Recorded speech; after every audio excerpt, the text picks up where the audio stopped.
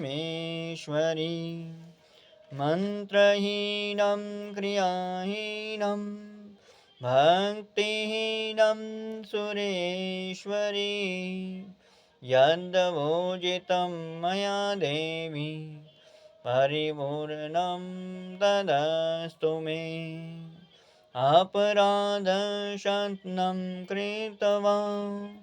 जगदम्बे ते चोचरे यां गतिं समावृधि नातं ब्रह्मदयः सुरः साबरादो असिं शरणं रामतसतवां जगदम्बिके इदानीमनुकम्प्यो अहं यथेच्छसि तथा गुरो आज्ञानादिसंभ्रन्ते प्रणतया यनयुमदीकं कृतं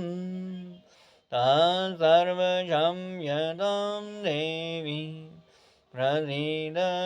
परमेश्वरी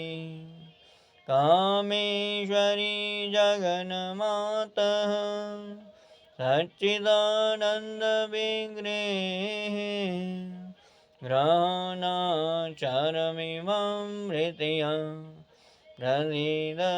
परमेश्वरी गुह्याति गुह्यागान्त्रित्वं ग्रहणसमसकृतं जपं सिद्धिर्भवतु मे देवी तवान् प्रसादात् सुरेश्वरी। हे माई मेरी सच्चियाँ जोता वाली माता तेरी सदा ही सब दिया झोलियाँ भरने वाली माता